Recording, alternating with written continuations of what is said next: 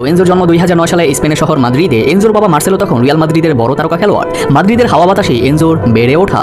এরপর 2023 সালের এপ্রিল বাবা ব্রাজিলের কিংবদন্তি ফুটবলার এবং মা ব্রাজিলের পরিচিত অভিনেত্রী। ছেলেরও সুযোগ ছিল ব্রাজিলের বিখ্যাত হলুদ জার্সি গায়ে তোলার, কিন্তু ব্রাজিল নয়, সে বেছে নিয়েছে স্পেনকে। বলা হচ্ছে মার্সেলো পুত্র এনজো আলভেইজের কথা। বাবা মা দুজনেই ব্রাজিলের হলেও এনজোর জন্ম 2009 সালে স্পেনের শহর মাদ্রিদে। এনজোর বাবা মার্সেলো তখন রিয়াল মাদ্রিদের বড় তারকা খেলোয়াড়। মাদ্রিদের হাওয়া বাতাসে এনজোর বেড়ে ওঠা।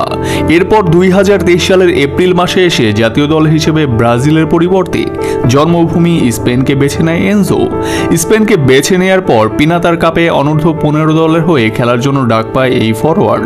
ইংল্যান্ডের বিপক্ষে স্পেন যুব দলের 2-1 গোলে জেতা ম্যাচে অভিষেক হয় এনজোর। অভিষেকের পর এখন বয়সভিত্তিক দলে নিজের সামর্থ্যের প্রমাণ দিয়ে চলেছে এনজো। 9 নম্বর জার্সি পরে খেলা এই স্ট্রাইকার বর্তমানে স্পেন অনূর্ধ্ব 16 দলের অধিনায়ক। সর্বশেষ গতকাল অস্ট্রিয়ার বিপক্ষে স্পেন অনূর্ধ্ব 16 দলের 2-0 গোলে জেতা ম্যাচে গোলও করেছে সে। স্প্যানিশ শহর বেনিদোর্মের গিয়েরমো আমর মিউনিসিপাল স্টেডিয়ামে এনজো গোলটি করেছে ম্যাচের 66 মিনিটে।